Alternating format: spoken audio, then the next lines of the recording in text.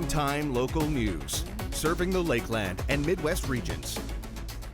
Happy Pride Month, everyone. Josh Ryan, Abby St. John joining you once again for Primetime Local News, bringing you weather, sports, and more. We're not going to bring any moisture because you're getting more than enough of that these days, and that will continue, unfortunately, throughout the week. But sometimes rain can provide new opportunities. I think that's often fun to do many things outdoors that you wouldn't normally do. What's something, for example, for you, Abby, that you enjoy doing when it's wet outside? I don't really go outside when it's raining unless there's a thunderstorm. I just sit and watch it, but I don't really spend time outside when it's raining. So not quite a storm chaser, but definitely a storm observer. Yeah. Fair enough. And now here's Eric Bay. He has a little bit more on Pride Month. Thanks, guys. Well, this week here is Pride Week in the Border City. So today we're going to be talking with a few members of the LGBTQ plus Society of Lloydminster. This is the first time they've done a full Pride Week. They have over 5 events going on. They've already started on Sunday with the pancake breakfast. So we're going to have a little bit more about how the society got started and those other events that you can catch here later in the week. But first, we are going to go back into the studio where Abby will have a look at your local news. The Lloydminster Region Health Foundation, Husky Energy, and countless other donors in the community have teamed up to bring a new emergency helipad to the city. And as our Josh Park reports, the addition of the $500,000 concrete landing pad will go a long way in saving lives. Beautiful. 12 meters long and 12 meters wide. Enough to help save the lives of countless patients that will use this new helipad here in the border city for years to come. Obviously a project with a small but mighty team of construction partners that all donated their time and energy to make it happen. So just giving kudos to all of them, pats on the back, and celebrating that it's open and ready to save lives when needed. This helipad is the first of its kind here in Lloydminster and was built after Husky Energy approached the City Health Foundation with finances and resources to offer. In the end, everyone saw the need, and really it was about a year ago where we said, let's get it done. We put the money forward, we put the land forward, and here we are less than 12 months later, and we've got an active helipad that's already being in use. The primary purpose of the new helipad will be transporting patients requiring urgent care to hospitals in bigger communities. Travel time from the Lloydminster Hospital to places like Edmonton and Saskatoon will now take only around 1 hour. At the end of the day, it's saving and changing lives. So if you can shave off 20 minutes or 40 minutes in the middle of your heart attack, your cardiac arrest, you're talking about, a recovery of 3 months versus 3 years, or oftentimes life and death. The landing pad first opened in December, but didn't have its first use until late March. Since then, the pad has been used 12 times and expects to see an increase in traffic during the summer months. Josh Park, Primetime Local News. The City of Lloydminster has announced the first keynote speaker for this year's Bordering on Disaster conference. One of the main topics on the agenda, the tragic Broncos bus crash that shocked the nation. In less than 3 months, the 5th annual Bordering on Disaster Conference will take place in the city of Lloydminster. The main focus is on the tragic Humboldt Broncos bus crash, which claimed the lives of 16 players. The incident caused the city of Humboldt to become the center of national attention. Keynote speaker and city manager for the city of Humboldt, Joe Day, will be discussing how senior management can quickly respond to crisis. What's important for us to learn together is how they handled the impacts it had on their community and how they came together as a community, a region, and a province to resolve that. There's a ton of lessons to be learned for all of us in it. The conference will see others detail their personal accounts and observations from that evening, the days following, and the ongoing effects on the community. It will also serve to improve the skills of first responders to the events. Because it's really all about people. This is the entire industry of managing emergencies is about looking after people and the needs of people. We're watching the high level evacuations, the Mackenzie County evacuations. This is all about folks. This is about folks being moved out of their homes, away from their communities, out of harm's way, and then people coming in behind to help resolve the problem and get them back into their homes.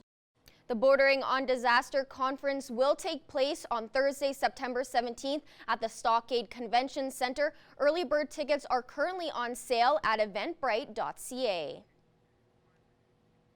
With Canada Day fast approaching, the border city has been getting prepared to host another round of activities. Our Jasmine King has more on some of the things you'll get to see. This year, the city is hoping it will be one of their most successful Canada Day celebrations yet, as it will host multiple different activities on the day. We will have 3 major zones: our BioClean Adventure Zone, our Nissan Tiny Titan Zone, and our Guardian Fun Zone. And they will have a variety of bouncy castles, inflatable attractions, wagon rides, craft tents, and just a variety of activities for all ages. So it should be a really good day. The day will also feature some new entertainment different from years past. We have a motorcycle stunt show presented by Lethal Motorsports and Renowned Downhole Solutions. So we also have some new faces on our Tim Hortons main stage and everything like that. So we have the old stuff people love as well as some new things going on. Lloydminster residents are also getting ready to celebrate Canada Day, as some of them already have their plans set. My Canada Day is going to be just hanging out at my parents' place, taking it easy, just relaxing, not doing anything. I'm probably just going to go to Bud Miller and see everything that's going on, watch the fireworks. And what about you? Probably go to my cabin, have fun with the family. I'll probably be going to the lake or check what's going on in Lloyd. I'll probably go to Bud Miller and watch the fireworks with my family. Or we usually do fireworks at our house too sometimes. So the city wants to see people experience a great day with their community. Just having a great time and being able to celebrate this country with family and friends and just having a blast with their community. So the day will once again feature a fireworks show at 11. Jasmine King, Primetime Local News. Now we're going to Eric Bay, who is on location today. Once again, we are back here in the middle of Pride Week now, and I'm joined now by Tiffany Wiesner, who is the founder of the LGBTQ plus community here, her society, here in Lloydminster. So first off, can you talk about how it came about to found this society here? Well, it started back in 2015, and it was really just a personal friend of a friend situation, and I just recognized that there was nothing in the community and just felt like, hey, we could take a step and get this started.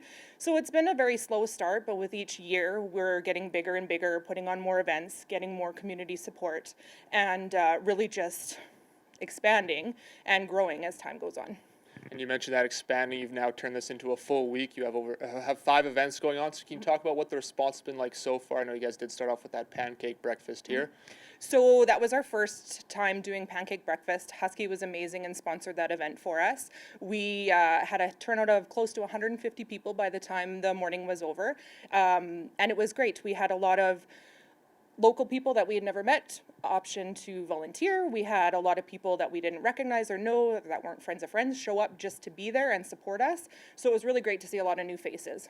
All right, thank you for joining us. We are going to have some more from back here about Pride Week, which is still going on, and what other events you can check out here later in the week. But first, we are going to go back into the studio. Hopefully we won't see too much of a damper on those events as rain continues to fall in the border city and beyond. 16 degrees. We had a little bit of moisture today, but it's tapered off for the moment. Still plenty of cloud cover, though the sun may get the odd peak or two before it settles down later on in the evening. Now, our records, as you can see, 2002, an interesting year, a very warm year at this time with 31 degrees, a little bit colder in 1992. That's popped up a couple of times over the last 2 months with some of the coldest days ever, just 4 degrees to finish off June. That is cold quite indeed. At least the wind has calmed down now, just a couple of kilometers out of the north. Now, as you can see, clear skies all across Saskatchewan. On the other side of things, we do have a special air quality statement, mostly in the northeast of Alberta. We could get it a little bit into the area of the Lakeland region, so Lac La Biche, Bonnyville have to stay on alert. And we do have a rainfall warning in the bottom left of your screen. That is making its way across through a low pressure system that could hit us over the next 24 hours. So again, keep an eye on that. Also, an interesting development today, there was favorable conditions for funnel clouds that had some alerts earlier, but those have died off at the moment. Do keep in mind that that could change, so keep an eye on your alerts if you have them, especially on your phone apps and whatnot. Now, current temperatures you can see here: St. Paul, Bonnyville, 18 and 17 degrees respectively. Edmonton a little cooler at 14 degrees. The further out east you go, the warmer it gets. 17 in Provost, Macklin, and North Battleford, as well as in Green Lake and Meadow Lake. Isla Cross up in the north sitting at 16 degrees. And a quick look at your 3-day forecast. There's a chance of showers and even some thunder tomorrow. 59% chance of precipitation at the moment. 19 for the high and 9 for the low. 21 degrees on Thursday with a low of 10 and mostly cloudy conditions still. And then we should see more rain and possibly thunder showers on Friday. 22 degrees and a low of 13 once again.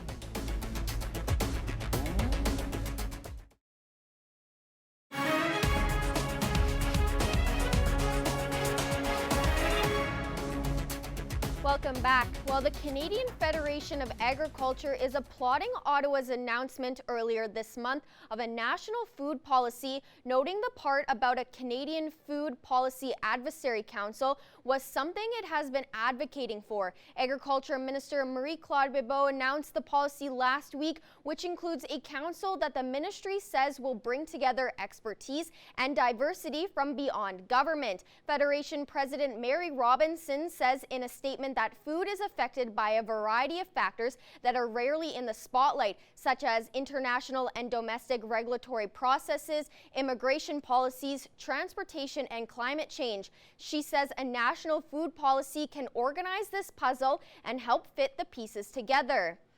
Manitoba Pulse and soybean growers production specialist Serena Klippenstein says iron deficiency chlorosis is widespread in the province this year and is increased from what growers experienced in 2018. IDC, which shows up as yellowing of new soybean leaves, is caused by a reduced uptake of iron by the plant after the iron source in the seed is depleted. Risk factors that lead to IDC include high levels of calcium carbonate, soluble salt, and moisture or nitrate in the soil. Klippenstein says while in-season rescue options are limited, waiting until the plants recover on their own is the most common solution. She says yield loss will be minimal if soybeans recover from IDC by the 5th or 6th trifoliate stage. And now we're going to take a look at your egg prices for today.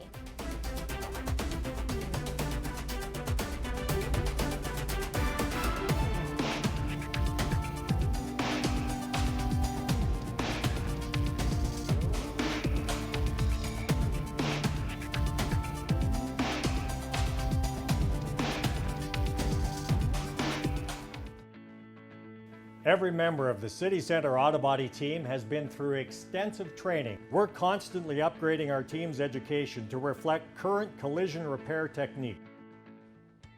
Now for another edition of Inside the CPCA, and with this week's featuring Danny Ringette. Inside the CPCA, brought to you by the Canadian Professional Chuckwagon Association. Welcome to this week's edition of Inside the CPCA and Primetime Local News. Joining us right now, Danny Ringette, top 10 right now in the driver's standings after a 4-day show here at the Wainwright Stampede. Talk about the early start to 2019 for you, Danny. It's been really good. We've been driving pretty clean, and just a little mishap with the Outriders one day, or else I'd be a little higher, but that one outfit's running really nice, and got my second outfit coming pretty nice. Just trying to get ready for Calgary right now. Yeah. How excited are you? Your Calgary Stampede debut as a driver in 2 weeks' time.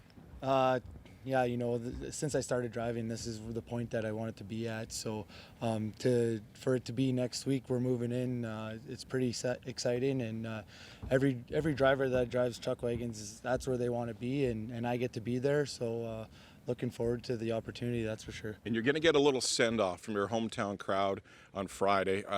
Maybe talk about what chuckwagon racing means to Bonnyville and how excited you are to be racing on that track. Bonnyville has a long history of great wagon drivers. You go back to George Norman and the Crotto family, two Rays and Bert and Doug Irvine, and now me and Chris. It's a rich history of chuckwagon drivers, and hopefully we could help out in the same way. But Bonnyville is a huge chuckwagon community, and you know, they really love it, and they're great. And you know, people come up to you, how's your horses? You know, it's just I get texts all the time. It's pretty great, and to be actually driving there in front of them, it's a pretty amazing experience too. Okay, and what would it mean for you to have a very successful Bonnie Bull show? You know, I just try and go and do my best at every show, so I'm just going to keep doing what I'm doing, and hopefully it goes to number 1. Okay, there is Danny Ringett. He's going home beginning Friday for stop number 5 of the CPCA Pro Tour. That is for Inside the CPCA.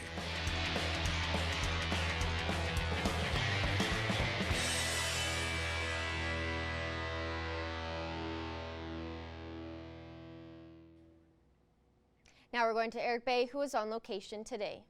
Once again, we are back here, and it is currently Pride Week here in the border city, and I'm joined now by Emma McKinnon, who is on the events committee with the LGBTQ Plus Society of Lloydminster. So can you talk about, this is your first time being a part of Pride Week, so can you talk about how that experience is going and what made you kind of want to get involved? I came from the community before, like you said. I moved away, and I've actually been in part with in Regina with their committees and different things like that. So coming back here, seeing that there's an opportunity to do it here, I had to jump at the opportunity.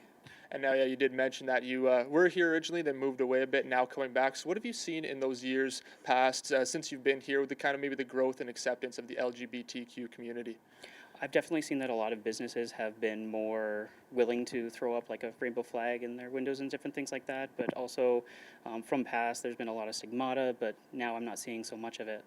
And now, obviously, what does it kind of feel like to see that more support just for the community in general, and see people maybe opening up a little bit more? It's very nice to see that. Like it's wonderful that people can finally realize that, you know, we're not any different than anybody else just because of our choices. And now, what have you seen so far? Obviously, we did mention the pancake breakfast you guys have had. What's the support been like throughout this week, and what are you hoping to see in the continued events to come? There's been a lot of support. We've been seeing a lot of feed go through on Facebook pages and stuff like that, with people just jumping at the opportunity to volunteer. So they've had a lot of support, and more people than I thought would ever come to the pancake breakfast, and we have our drag night on Friday sold out. That is awesome to hear. And now, continuing on these events this week, what is maybe something that if you wanted to plug, what's kind of what you're looking forward to if people want to get out, check out? Definitely the drag night. There's nothing funnier than a good drag night. I've experienced quite a few of them in Regina. All right, thank you once again for joining us so much. It's great to have you. We are going to have some more from back here talking about Pride Week here in Lloydminster. But first, we are going to go back into the studio. As we've talked about already in this hour, plenty of rain expected. That is going to continue to be the case over the rest of the week, unfortunately. As you can see here, lots of green on the map coming from earlier this afternoon. Relatively cloudy skies, and none of it has come in large waves. It's all been sort of a peppering of precipitation, but a low pressure system that is making its way from the bottom of the screen is going to make things very damp indeed over the next couple of days, especially tomorrow, as we're expecting more than a 60% chance of precipitation. There is your rainfall warning coming there. Still an air quality statement up north, and of course, favorable conditions for funnel clouds, so stay ready in case of alerts that could be coming down the pipe here. A few current temperatures to look at: 14 in Edmonton and Edson. Jasper out on the west side sitting at 13 degrees, 16 in Red Deer. In Saskatchewan, Melfort sitting at 18 degrees, 20 in Prince Albert, also 16 in Meadow Lake, and 18 in Saskatoon. So everything hanging around the mid-teens with a mix of cloud, some sun, a lot of rain. 17 right now in North Battleford, expecting a low of 9 overnight. The wind right there coming out of the north. It'll start to pick up a little bit overnight, but cool down and calm down tomorrow, coming out of the west-northwest, where they're expecting a high of 22 degrees. And the sun will peek out a few times. It'll peek out of those clouds. Cold Lake sitting at 15 right now with a low of 8 expected overnight, 21 tomorrow, and the wind is actually going to calm down from where it's at the moment. Northwest will shift to west-northwest, and they're expecting a little bit more sunlight than North Battleford, along with a high of 21 degrees again tomorrow afternoon. Now here in Lloydminster, we're at 16 degrees, a little bit warmer than it was an hour ago, but 9 overnight, and we only get up to 19 along with that rainfall and possible thunderstorms expected tomorrow. Again, west-northwest winds of 7 kilometers per hour, and we're just hoping that this doesn't take over the entire 24 hours because, of course, we need the sand courts, we need the beach, we need the Bud Miller Park area to dry up for some of those festivities over the weekend. Though again, we could see some rain coming over this July long weekend coming up here. 19 degrees again expected as the high for tomorrow, 21 on Thursday, then 22 Friday, 21 Saturday, 20 on Sunday, then 23 on Monday, and 24 Tuesday. So by Saturday, things will be in better shape. We could have a rough Friday ahead of that weekend. We'll keep an eye on it, certainly, with some of those lows around the low teens. Again, the wind shifting from the west to the east, then down to the south. We'll have more weather for you coming up on Primetime Local News. And now we're going to Eric Bay, who is on location today. Once again, we are back here talking about Pride Week, which is currently going on here in Lloydminster, and Tiffany Wiesner joins me once again. And now you guys have expanded this from the past. So can you talk a little bit about that expansion and why and how it's gone so far? Okay, so last year was our first year hosting a public event. We had Pride in the Park. It was just one day, a few hours in the afternoon. This year we've actually extended it, and we have about 5 events going on throughout the entire Pride Week, and it's just nice because we're just trying to get more people involved. We've had a lot more people come out, whether it's to participate in the events or just to volunteer, so that we can make them run smoothly. And we're just hoping that with each year that it gets bigger and better, and we just hope to continue to have this presence. And now you guys have obviously already we talked about the pancake breakfast you've already had, but what else do you guys have coming up here throughout the rest of the week? All right, so tonight, Tuesday, we have a movie night at Winston Churchill School. We're going to be playing Love, Simon. It's actually free admission, and you can just purchase drinks or snacks, of course, and all of that money goes back into our community. Thursday night, we have a game night at Border City Games, which is LGBT inclusive.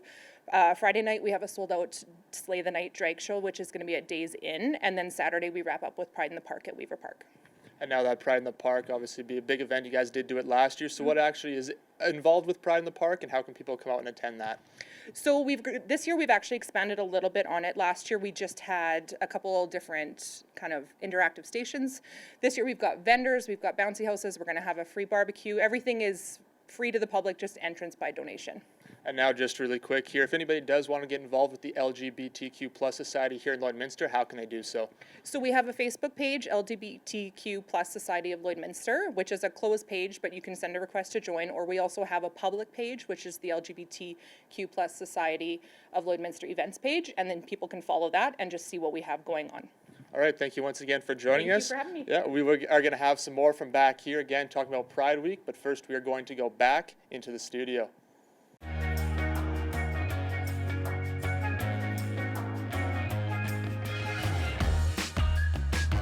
So as it continues to rain outside, we might as well talk about what you can do in the rain. Oh, no one wants to do chores. Yeah. No one wants to run naked in the street or something like that. I'm sure that's a sure case for pneumonia.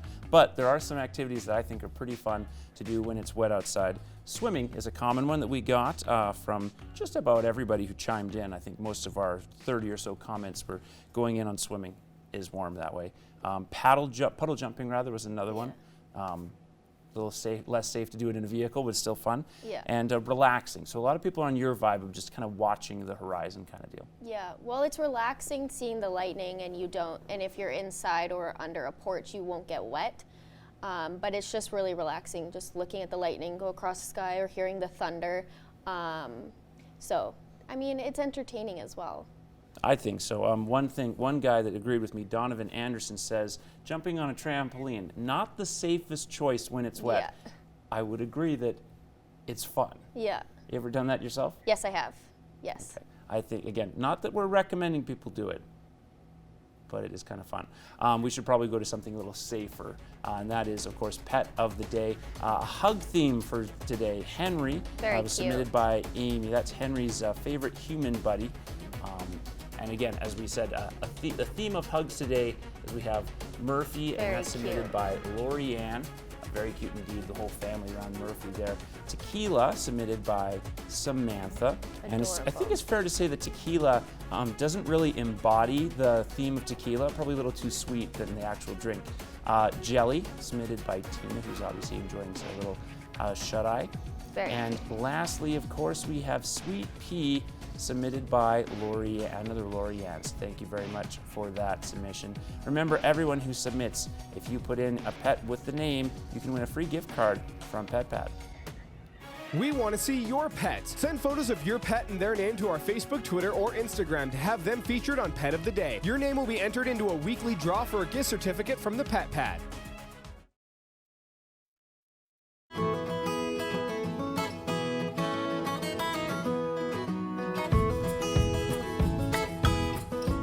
Today I'm joined here with Becca from the SPCA, and she's brought in 2 kittens. This one that I'm holding is Maggie, and the wily one that she's holding is Gouda. So tell me a little bit about, they're from 2 separate litters. Yeah. How are they, energy-wise? Obviously, Gouda is pretty high up there. Yeah. But how are they with other cats, other animals? Good. I mean, obviously they were with their little litter mates, so Gouda still has her sister back at the shelter to hang out with.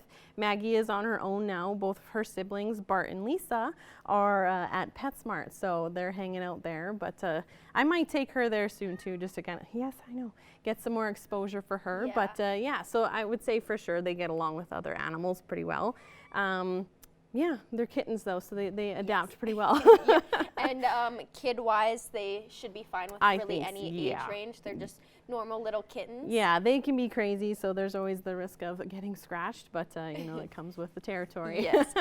Were they born at the SPCA or were they brought in? Bart, Lisa, and Maggie, they were all, I think they were just born and their mom came into the shelter, so we had them since they were just little, you know, jelly beans kind of thing. So, but this little roughhouser here came in just about 2 weeks ago. So yeah, so they're fairly new. They were ready to go right away. They came in as strays and obviously ready to go to the world and play. Definitely ready to explore. How are you doing? I know it's Adopt a Cat Month. How are you guys doing cat-wise for adoptions? Good. Like right now, we don't have like a crazy amount of adults in, which is kind of nice. Lots of kittens. Like if you come into the shelter, there's not too many, but we have a lot in foster that they'll be coming in here soon. I think we have a few litters that are going to be ready to go here right away. So we imagine we'll see a bit of an influx in our cat numbers. Dogs has spiked in the last week, so we are full on our dogs. I think we have maybe 1 open kennel right now. So if you are interested in adopting a dog, come check us out because we have a lot. And you guys were at Street Fest over the weekend. How did that go? It was good. Yeah, it was a lot of fun. I mean, it was a little rainy a couple times throughout the day, but the most of the people kind of muscled through it. Like we saw lots of umbrellas and rain jackets, but the kids were still getting their glitter tattoos, and it was a good time. And you will be at Canada Day next Monday. Same kind of deal as Street Fest? Yeah, we'll be there doing all of our glitter tats and ready to go. So we'll have our tent set up in the fun zone area there. So we're excited for that. It's always a busy, chaotic day, but it's a good, fun, busy, chaotic. So I'm excited. And we were talking a bit off camera. You have a barbecue coming up. Do you want to just talk a little bit about that? July 6th, we have one coming up with Westridge GMC. And if you go to their page, they are advertising like crazy for it, and it's really great. They're making a lot of fun, hilarious videos, I think, too. So they're doing a really good job. So definitely, I think it's going to be a few hours. We're going to be there. We're going to try and have some adoptable dogs for sure there. If we have some good candidates. And yeah, we're just hoping to have a good time and see lots of people come out for that barbecue. Okay, well, perfect. Thank you so much for bringing in these adorable kittens. I know Gouda was a little riled up, but yeah. And if you want to check out the pets that they have, they are at full capacity. So if you're looking for a dog, they have lots of options. You will be able to see them at Canada Day next Monday and their barbecue on July 6th. So thank you for coming in. Thanks for having us. Pet Project is brought to you by Quick Pick Waste Disposal, Lloydminster's #1 waste and recycling hauler. Quick Pick is waste collection you can depend on.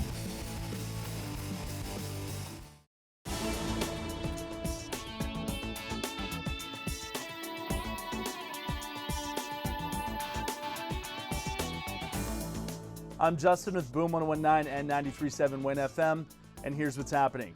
This Friday, the 28th, head over to the town of Vermilion for their Canada Day celebrations. Our very own Tim Gavin will be there, so make sure you go say hi. Bring the family out because that is going to be an extraordinary time. Then, on Monday, July 1st, head over to the base in Wainwright for even more Canada Day celebrations. You got Aaron Pritchett and the Trues performing. You don't want to miss out on that one. It's also going to be absolutely terrific, so make sure you get the whole family out. Now, the Wainwright Stampede might be over, but that doesn't mean we are done with all the Western-themed goodies. So make sure you check out Edgerton Sports Days and Fair.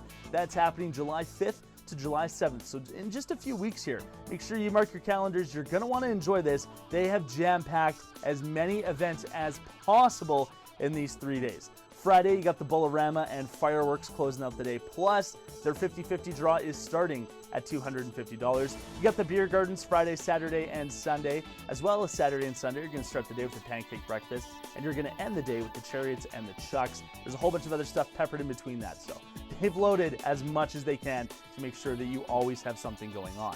Then, after that, head over to Star Lake for their Bullarama. It's the 5th anniversary.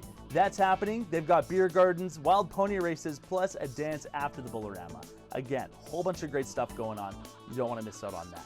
Celebrate the 33rd annual Irma Summer Spiel. Registration is filling up incredibly quick. I know I've been hammering this one home. That's because I don't want you and your team to miss out on it. You can register your team for slow pitch and curling over at irmasummerspiel.com. Once again, you don't want to miss out on that one. It's going to be a great time, and registration might be pretty full by now. Check it out. I'm Justin with Boom 1019 and 93.7 Win FM, and that's what's happening.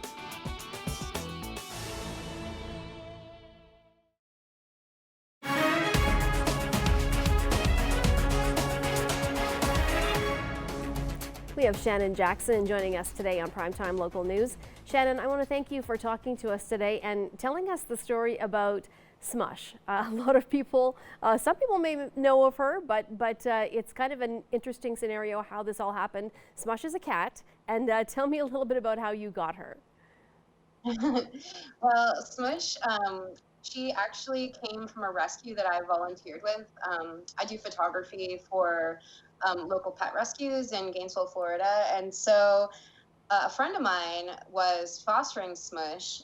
Smush was found basically on the side of the road and turned into the vet school. And so a vet student took her home and syringe fed her. And like, I started seeing Smush on social media, like on my friend's page. And so I had kind of followed Smush like since she was 10 days old. And when it came time for her adoption, I reached out to Lindsay, she's now a vet now. She's like, yeah, do you want to bring her home and see if it works out? And so the rest is history. Now tell me a little bit about her condition, because she does have a little, I guess it was an issue with the cleft palate, is that correct?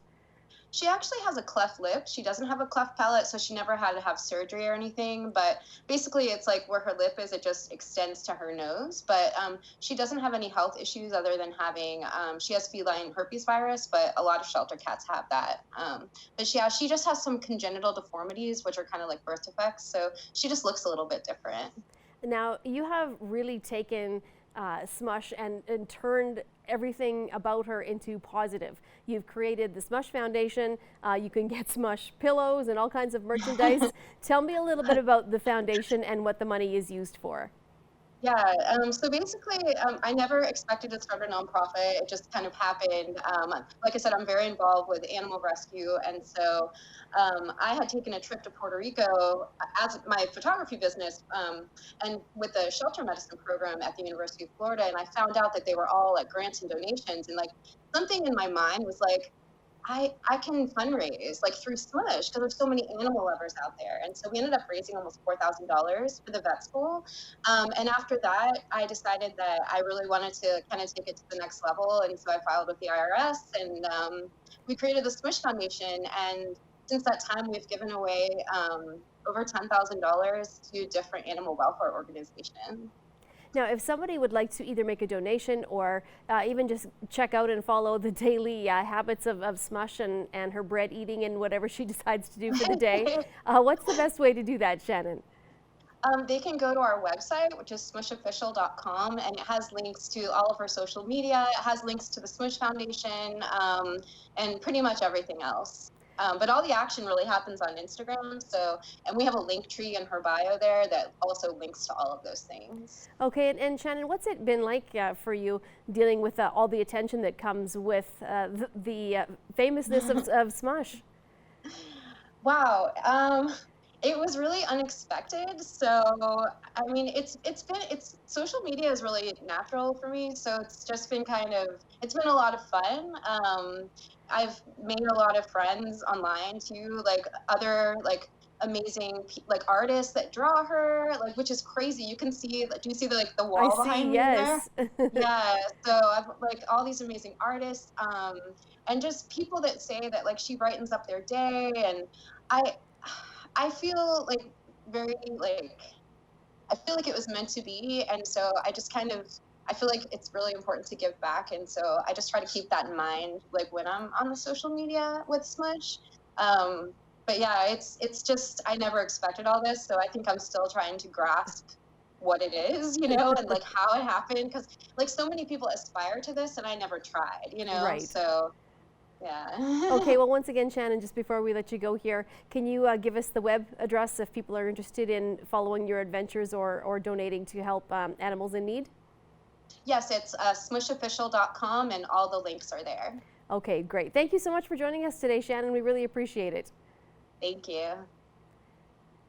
Back here once again where we have been talking about Pride Week. We are currently in the middle, and now there will be tonight a movie night going on. But if you want to catch some other stuff here over the rest of the week, you don't have to worry. They have expanded the event this year. They went from 1 event last year to now doing 5. They did that pancake breakfast on Sunday. So now coming up, they also have a game night on Thursday that you come check out. It is LGBTQ inclusive. They also have a drag show, which is very popular and sold out. There's a slight chance you can get tickets if they back out, but again, it is sold out. But there's also, again, that Pride in the Park they do have on Saturday, which they did do last year. So pretty popular. You can come out, get a hamburger if you are looking for something to do this weekend, and have a good time while doing it.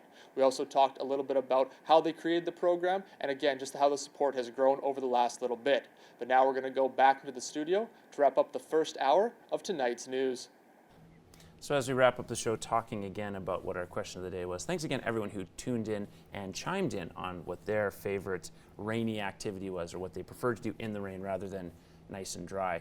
Not a lot of great rain memories since childhood between the two of us. Yeah, I mean, I would always run through the rain and play in puddles with my friends, but that kind of went away as I grew older. And rain has never bothered me, so if it starts pouring when I'm outside, that's not a big deal for me because it's just water. But no, I don't really find myself playing in the rain anymore. Yeah, I guess that's fair to say. Only reason it comes up for me is just because of how recent it was out on the weekend. Thank you for joining us, folks, and have a great rest of your night.